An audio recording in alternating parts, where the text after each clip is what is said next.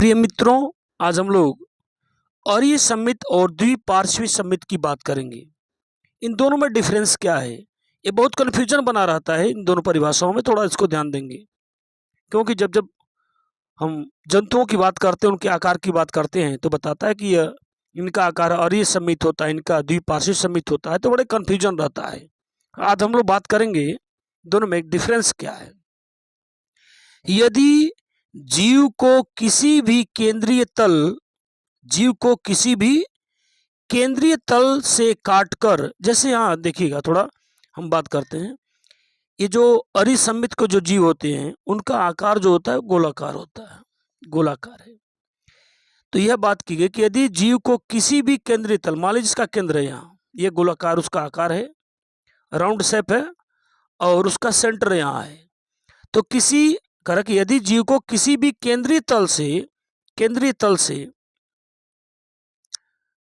काटकर दो समान भागों में बांटा जा सकता है, तो जीव का शरीर अरीय सममित होगा। यानी किसी भी, बता दिया, किसी भी केंद्रीय तल से। यहां से भी हम केंद्रीय तल से काट सकते हैं, यहां भी हम केंद्रीय तल से काट सकते हैं, यहां भी केंद्रीय तल से काट सकते हैं, और यहां भी केंद्रीय तल से काट सकते हैं। तो कहीं से भी काटेंगे तो वह समान दो भागों में बट जाता है।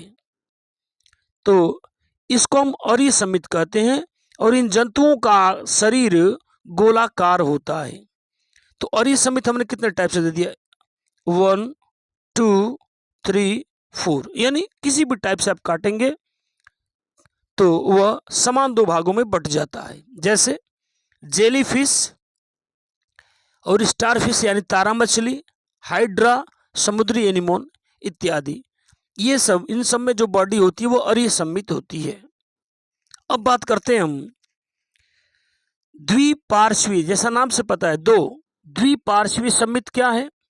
यदि जीव को केवल एक ही केंद्रीय तल से काटकर दो बराबर भागों में बांटा जा सकता है। इसमें क्या था, किसी भी तल से काट दिया, और इसमें केवल एक ही तल से। जैसे मान लीजिए हम यहाँ बात करते हैं, यदि जीव का जो आकार है, जीव का आकार इस तरह का दिया गया है,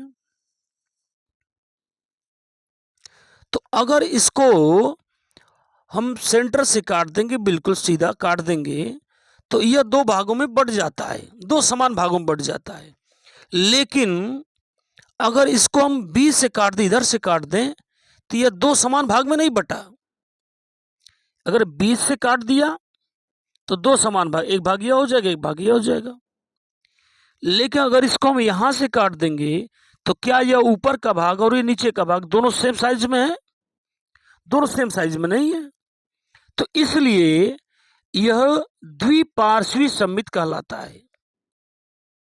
तो दोनों में डिफरेंस क्या है? अरीय सममित में क्या है? कह रहा कि अरीय सममित में जो जिन जीवों का अरीय सममित आकृति होती है वे गोलाकार होते हैं, तो उनको हम किसी भी केंद्रीय तल से काट सकते हैं। कहीं भी किसी भी केंद्रीय तल से काटेंगे तो हमेशा दो समान भागों में बट जाएंगे। लेकिन जो द्विपार्श्वी सममित के जीव हैं, उनको हम सिर्फ एक केंद्रीय तल से काट करके दो समान भाग में बांट सकते हैं। जैसे अगर हमने यहां से काट दिया, दो भाग हो गया, एक भाग एक भाग गया, दोनों सेम साइज में है।